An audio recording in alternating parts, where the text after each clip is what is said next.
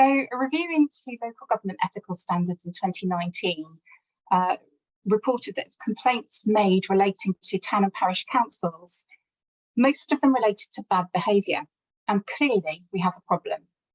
I'm Fiona Anthony, I'm a solicitor at Norfolk County Council, and I also used to be an independent person for several years, so I've seen my fair share of complaints. I'm going to talk to you this morning about the standards regime in England, and in particular the Model Code of Conduct.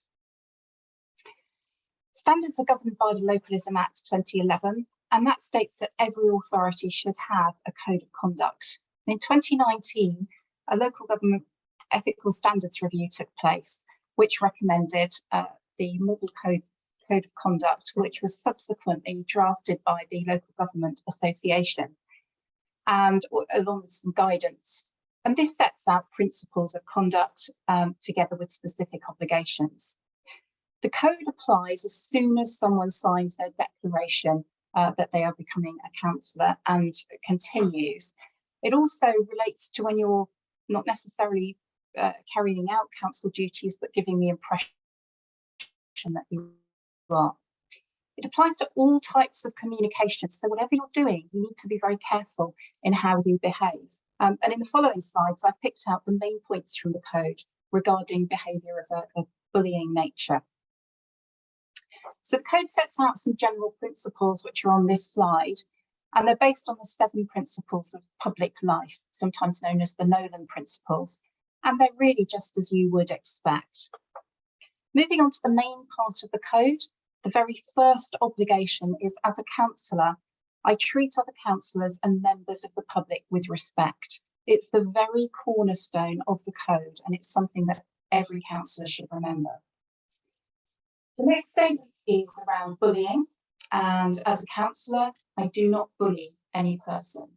And what does that mean? Well, it means that bullying can be offensive, intimidating, malicious behaviour, or perhaps an abuse of power.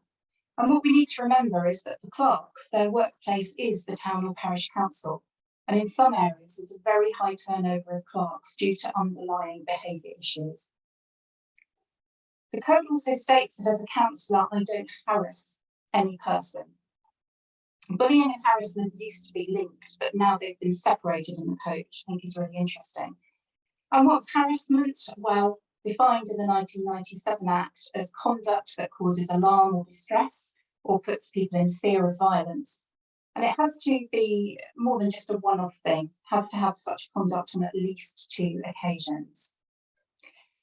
As a councillor, I promote equalities and do not discriminate unlawfully against any person. So I've set out here in this graphic the 9 protected characteristics which you can find in the Equality Act 2010, protected by law. Also in the code, as councillor, I don't bring my role or the local authority role into disrepute.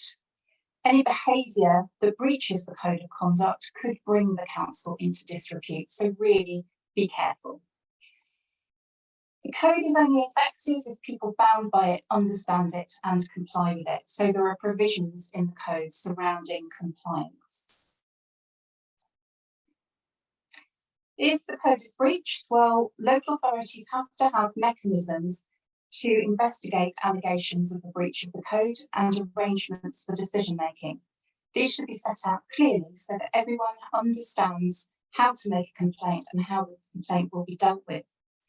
Principal authorities are responsible for undertaking formal investigations of code breaches by parish councillors, which should bring it a sense of independence to those investigations. They should, of course, be fair. Everyone should be understanding of what the actual allegations are. Those should be looked into carefully, and the response to the complaint should be published and proportionate. Sanctions are very limited. They can include censure, apology, training, and exceptionally the withdrawal of access to facilities and resources, but we're aware they're not really good enough. And so various associations, including NALC and the Society of Local Council Clerks, have subscribed to the Stability and Respect project and are inviting councils to take the Stability and Respect pledge. A quick whiz through. Thank you very much for listening.